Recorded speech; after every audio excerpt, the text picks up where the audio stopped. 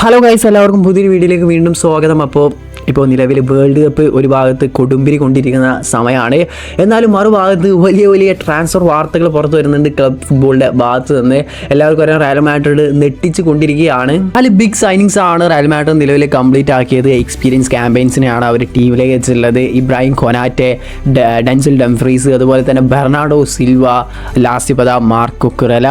എന്നാൽ ഇതോടൊന്നും തീരുന്നില്ല, വീണ്ടും വരികയാണ്. ഇപ്പോൾ മറ്റൊരു ന്യൂസ് പുറത്തു വരുന്നുണ്ട്. റയൽ മാഡ്രിഡ് മറ്റൊരു സെൻറ്റർ ബാക്കിനായിട്ട് 3 പ്ലേയേഴ്സിനെ ഷോർട്ട് ലിസ്റ്റ് ചെയ്ത് വെച്ചിട്ടുണ്ട് എന്നുള്ളത്. അപ്പോൾ ഷോർട്ട് ലിസ്റ്റ് ചെയ്ത് വെച്ചിട്ടുള്ള ആ സെൻറ്റർ ബാക്ക് പൊസിഷനിലേക്കുള്ള 3 പ്ലേയേഴ്സ് ആരൊക്കെയെന്ന് വെച്ചാൽ അതും എക്സ്പീരിയൻസ് ആയിട്ടുള്ള പ്ലേയേഴ്സ് തന്നെയാണ്. അപ്പോൾ ഒന്നാമത് ബൊറൂഷ്യ ഡോട്ട്മുണ്ടിൻ്റെ ജർമ്മൻ താരമായ നിക്കോ ഷോട്ടർബാക്ക് ആണ്, 26 വയസ്സുകാരനാണ്. രണ്ടാമത് ഇന്റർ മിലാൻ്റെ ഇറ്റാലിയൻ താരമായ അലക്സാൻഡ്രോ ബാസ്റ്റോണിയാണ്.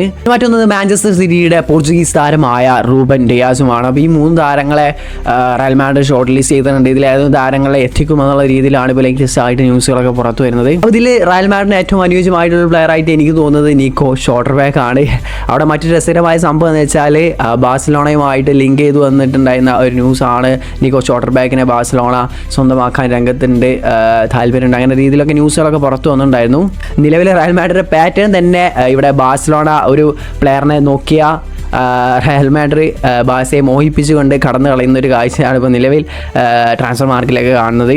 ഏതെങ്കിലും ഒരു പ്ലെയറിനുമായിട്ട് ബാഴ്സലോണ ലിങ്ക് ചെയ്ത ആ പ്ലെയറിനെ ഇപ്പോൾ റയൽ മാഡ്രിഡ് തട്ടിക്കൊണ്ടുപോവാണ്.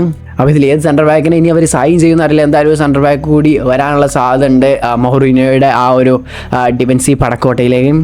റയൽ മാഡ്രിഡ് എന്തായാലും 2 സീസണിൽ ഒരു കിരീടമില്ലാത്തതിൻ്റെ എല്ലാ ഇതും പെരസ് തീർക്കും തോന്നുന്നത് ഈ ട്രാൻസ്ഫർ വിൻഡോയിൽ ആളിറക്കിയിട്ട്. അപ്പോൾ എന്താണ് നിങ്ങൾക്ക് തോന്നുന്നത്, ഇതിൽ ഏത് പ്ലെയറെ ആയിരിക്കും റയൽ മാഡ്രിഡിന് ഏറ്റവും ബെറ്റർ ആയിട്ട് തോന്നുന്നത്? ഇതിൽ സൈൻ ചെയ്യും, ഇനി ഒരു സെൻറ്റർ ബാക്കിലേക്ക് സൈൻ ചെയ്യും? എന്താണ് നിങ്ങളുടെ അഭിപ്രായം? എന്തായാലും കമൻറ്റായി രേഖപ്പെടുത്തുക.